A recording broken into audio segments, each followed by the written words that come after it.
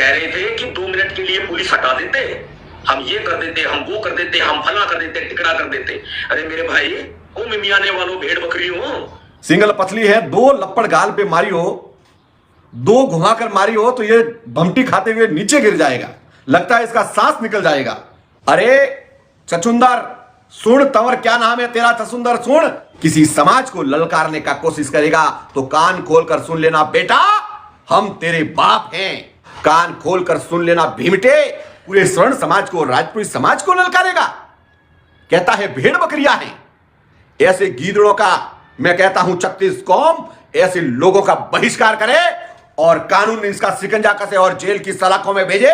तेरी अगर औकात है तो एक के भी हाथ लगा करके टच लगा के बता देना ये सुरेश नौरवा जिंदा बैठा है। और फिर भी इस तरीके से अराजकता फैलाने की कोशिश की तो चाहे रावण हो और चाहे कंच हो और चाहे तंवर हो, अच्छी तरीके से जवाब देना जानते हैं। कोई कमजोर समझता है तो वो बहुत बड़ी भूल कर रहा है, क्योंकि न हम किसी के बाप से डरते हैं न किसी के बाप से डरेंगे।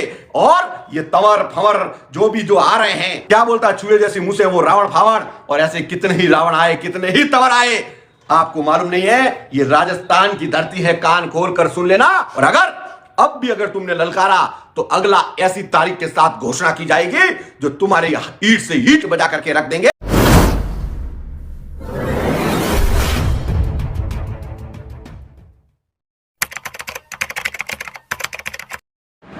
भीम आर्मी, भीम सेना के कुछ गुंडों ने धमकी दी है और वो वीडियो में आपको दिखाना चाहूंगा। ये कोई नाम का कोई एक पट्टू है, टट्टू, जिसका चेहरा बिल्ली जैसा है। और वो व्यक्ति कौन है ये देख लीजिएगा, मैं आपको दिखाता हूँ ये क्या बोल रहा है, पहले आप ध्यान से सुनिएगा।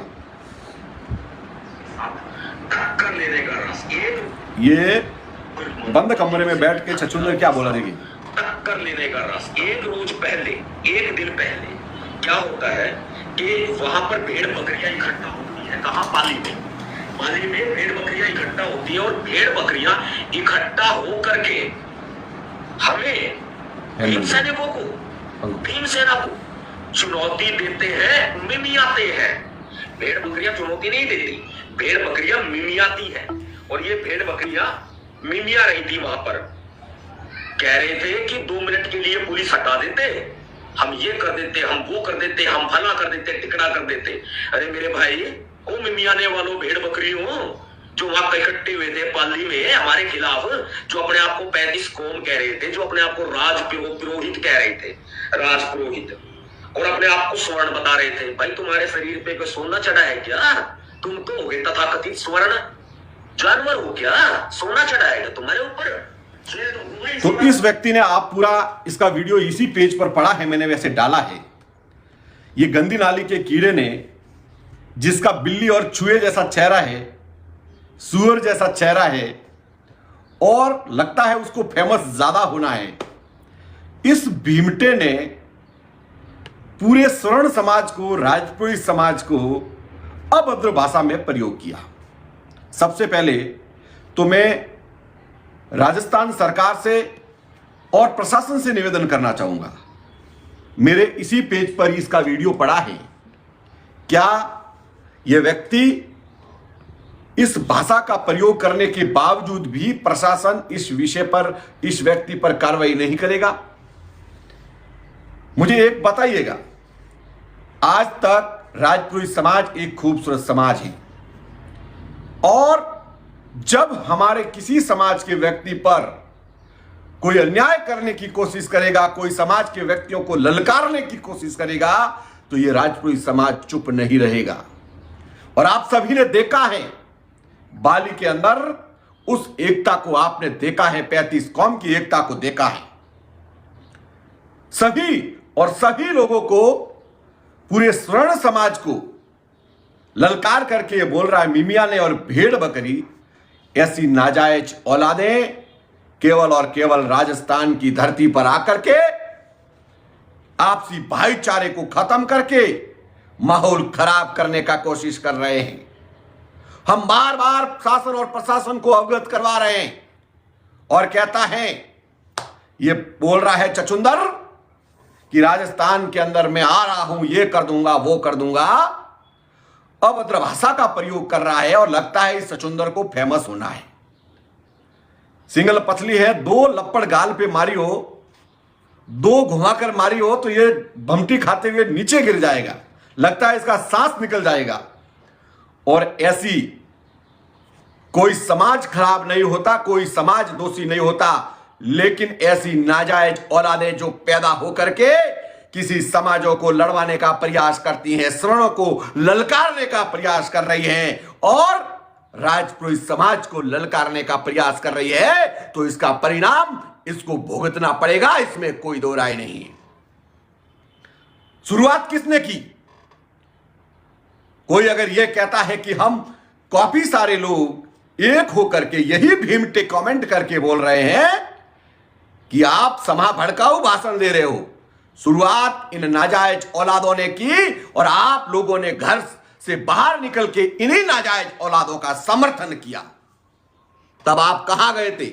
मैं कहना चाहूंगा कि आंदोलन कर बोल रहे हैं कि हम आंदोलन करेंगे, तो जिन जिन गांवों से सभी लोग, उन लोगों पर नजर रखिएगा कि आपके गांव से उस आंदोलन में कौन व्यक्ति जा रहा है, नजर रखिएगा, क्योंकि ऐसे लोगों ने अराजकता फैलाने का प्रयास किया है, ऐसे लोगों ने समाजों को लड़वाने का प्रयास किया है, ऐसे लोगों ने सामाजिक सौहार्द बिगाड़ने का प्रयास किया है। और जब इन लोगों ने प्रयास किया है तो हम लोगों ने इन लोगों को जवाब दिया है। राजस्थान की संस्कृति का ज्ञान है इन लोगों को। राजस्थान की संस्कृति में आपसी भाईचारा और सामाजिक प्रेम भाव को बिगाड़ने का प्रयास ये दल्ले कर रहे हैं। और बोल रहा है हरियाणा मेरे पास में है। अरे चचुंदर सुन, तंवर क्या नाम है तेरा? चचुंदर सुन, मैं तुझे वैसे जानता नहीं था, लेकिन तेरे जैसे नाजायज औलादें पैदा होकर के मां बाप का आता पता नहीं, और ऐसी औलादें सोशल मीडिया के अंदर फेमस होने के लिए किसी समाज को ललकारने का कोशिश करेगा तो कान खोलकर सुन लेना बेटा, हम तेरे बाप हैं, हम तेरे बाप हैं, और तेरी भाषा का जवाब हम सोशल मीडिया में कम और धरातल पर ज्यादा देना जानते हैं। किस लिए प्रशासन इन लोगों को अनुमति दे रहा है? किस बात की अनुमति दे रहा है?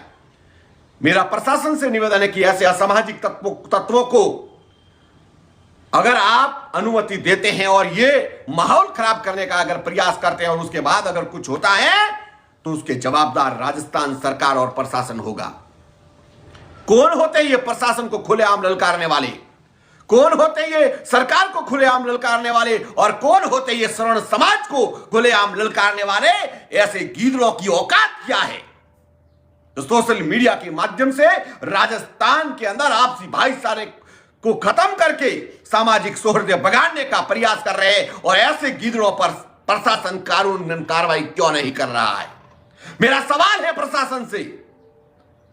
आप लोग हमारे ऊपर तो कार्रवाई कर देते हैं, आखिर ये गीदड़ भभकी वाले लोग जिनकी औकात नहीं, जिनका घर में खाने के दानों के वांदे पड़ते हैं, और वो लोग धमकी दे रहे? मेरे युवा साथियों, मेरी लड़ाई किसी समाज से नहीं है, क्योंकि हम मिल बैठ करके 36 कौम आपसी भाईचारे में राजस्थान के अंदर रह रहे हैं। और यही लोग, जब दलित समाज की 6 वर्ष की बच्ची के साथ रेप हो चुका था बांसवाड़ा के अंदर, यही लोग वहां पर आखिर क्यों नहीं पहुंचे? मेरा सवाल है। उस समय सुरेश नौरवा पहुंचा था।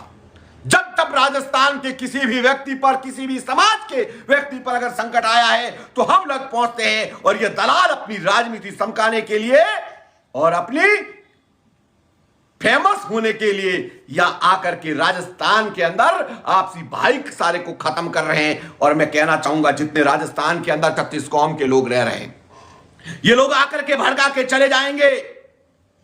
आपका आपसी भाईचारा खत्म ना हो, ये ध्यान रखिएगा। और क्यों नहीं ये जो ललकार रहे हैं दलित समाज रोडों पर आकर के, ऐसे असामाजिक तत्वों का विरोध क्यों नहीं करता? यह भी मेरा एक सवाल है। क्यों नहीं करता? कि असामाजिक तत्व केवल और केवल अपनी राजनीति चमकाने के लिए और आपसी भाईचारे को खत्म करने के लिए ये लोग रोजगार की बात कभी नहीं करेंगे, ये लोग दलितों के हित की बात कभी नहीं करेंगे। अगर कोई कहता है कि जितेंद्र मेघवाल के साथ सभी लोग जितेंद्र मेघवाल हत्या प्रकरण के लिए इन लोगों ने बाली के अंदर आंदोलन किया, तो मैं उन लोगों से भी पूछना चाहता हूं, हत्या हुई है उसकी जांच प्रशासन करेगा, कानून करेगा, कोर्ट निर्णय करेगा, लेकिन आखिर ये लोग कौन होते हैं जो बाहर से आकर के सामाजिक सौहार्द बिगाड़ने का प्रयास करते हैं और प्रशासन और शासन को ललकारने का प्रयास करते हैं, शरण समाज को ललकारने का प्रयास करते हैं। क्या समाज कमजोर है? क्या हमें बोलना नहीं आता? तेरे को बेटा फेमस होना है, और मुझे यह भी मालूम है कि तू फेमस होने के लिए बयान दे रहा। अगर तेरे को दलितों की इतनी ही चिंता होती तो उनके लिए रोजगार की बात करता। न्याय की बात करना कोई गुनाह नहीं है, लेकिन किसी समाज को ललकारना, कान खोलकर सुन लेना भीमटे, कान खोलकर सुन लेना। अगर तू समाज को ललकार बंद कमरे के अंदर ललकार सकता है, अगर तेरी औकात है तो सामना कर, तुझे मालूम पड़ जाएगा कि कौन क्या है। केवल सोशल मीडिया के अंदर तुम वीडियो जारी करके बंद कमरे में बैठ करके काला कचुंबर जिसका नागिन जैसा चेहरा, बिल्ली जैसी आंखें और चूहे जैसी मूंछे, वो आकर के पूरे स्वर्ण समाज को, राजपूत समाज को ललकारेगा। कहता है भेड़ बकरियां हैं। ऐसे गीदड़ों का मैं कहता हूं 36 कौम ऐसे लोगों का बहिष्कार करे और कानून इसका शिकंजा कसे और जेल की सलाखों में भेजे जिन लोगों ने इस तरीके से आपसी भाईचारे को खत्म करने का प्रयास किया है। राजपूत समाज, तू पूरे राजपूत समाज और स्वर्ण समाज को बोल रहा है, तेरी अगर औकात है तो एक के भी हाथ लगा करके टच लगा के बता देना, ये सुरेश नौरवा जिंदा बैठा है। जिएंगे तो समाज के लिए और मरेंगे तो समाज के लिए, इसमें कोई दो राय नहीं है।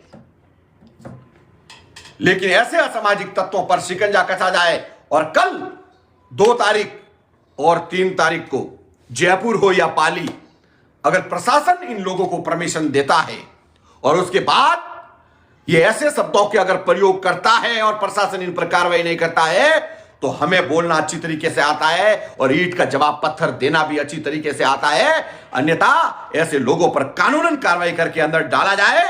ये राजस्थान के अंदर एक शांति है और शांति प्रिय खूबसूरत समाज के लोग सभी प्रेम भाव और सद्भावना से रहे हैं। ऐसों को कोई ललकारेगा तो ऐसे गीदड़ों को जवाब देना अच्छी तरीके से जानते हैं।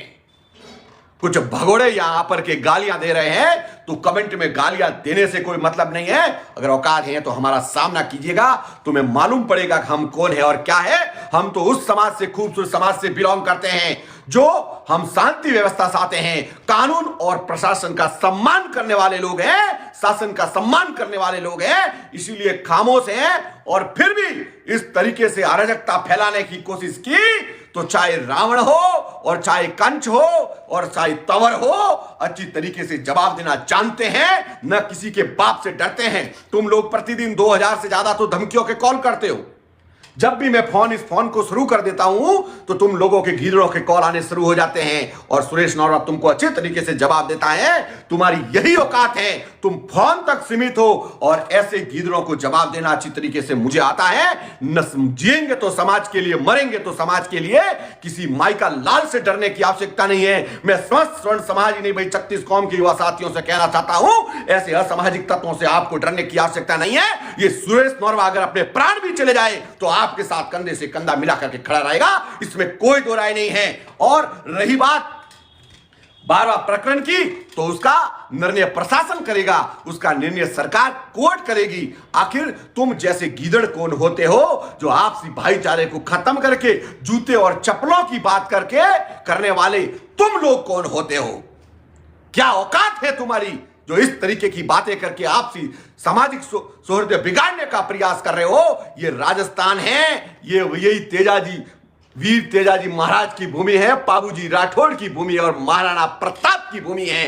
यहाँ सूरवीर पैदा होते हैं और शेर पैदा होते हैं और शेर कभी कमजोर नहीं होते। जरूर हम शासन और प्रशासन का आदेशों की पालना करते हुए खामोश रहते हैं, इसका मतलब अगर कोई कमजोर समझता है तो वो बहुत बड़ी भूल कर रहा है, क्योंकि न हम किसी के बाप से डरते हैं न किसी के बाप से डरेंगे। और ये तंवर फंवर जो आ रहे हैं, कहता है ना वो क्या नाम है, सत नाम, मैं तो पूरा नाम भी जान, सतकाल क्या नाम है, चचुंदर जिसा मक्की जैसा तो मुंह है, और वो क्या बोलता है, चूहे जैसी मुंह से वो रावण फावण, और ऐसे कितने ही रावण आए, कितने ही तंवर आए, आपको मालूम नहीं है। ये राजस्थान की धरती है, कान खोल कर सुन लेना। अच्छो की बैंड बज चुकी है। प्रशासन अगर इन पर शिकंजा कसता है तो ठीक है, अन्यथा हमें भी शिकंजा कसवाना आता है, इसमें कोई दो राय नहीं है। साथियों, जय हिंद, भारत माता की जय। और आपको डरने की किसी भी व्यक्ति को आवश्यकता नहीं है। और मैं कहना चाहूंगा, जो लोग इनके साथ खड़े होते हैं, कान खोलकर सुन लीजिएगा। आप लोग, ये लोग तो चले जाएंगे, भाषणबाजी करके चले जाएंगे, लेकिन आप लोग अगर इन लोगों के साथ खड़े होते हैं तो आप भी अपराधी की श्रेणी में आते हैं। और अपराधी की कोई जात नहीं होती। कोई सामाजिक विषय को लेकर, अगर किसी सामाजिक विषय की बात को लेकर जोड़ता है, कोई जाति पर टिप्पणी करने का प्रयास करेगा, तो ऐसे दरिंदों को बख्शा नहीं जाएगा, इसमें कोई दो राय नहीं है, क्योंकि हम अभी तक जिंदे हैं। और अगर देखना था तो बाली का चंद सैलाब तुम लोगों ने आंखों से देख लिया है। और अगर अब भी अगर तुमने ललकारा तो अगला ऐसी तारीख के साथ घोषणा की जाएगी जो तुम्हारी ईंट से ईंट बजा करके रख देंगे। तुम आंदोलन कर सकते हो, आंदोलन हम भी कर सकते हैं। संविधान सभी के लिए समान है, इसलिए गुंडा और धमकी भरे शब्दों का प्रयोग मत करना। न तो श्रवण समाज को ललकारने का प्रयास करना, न राजपुरोहित समाज को ललकारने का प्रयास करना, क्योंकि राजपुरोहित समाज वो समाज है जो ईंट का जवाब पत्थर से देना जानता है। और ये सुरेश नौरवा समाज के लिए अपने प्राणों की आहुति भी देनी पड़े तो देने के लिए तैयार है। लेकिन तुम जैसे गीदड़ों से पीछे हटने वाला नहीं हूं। जय हिंद, जय भारत, वंदे मातरम।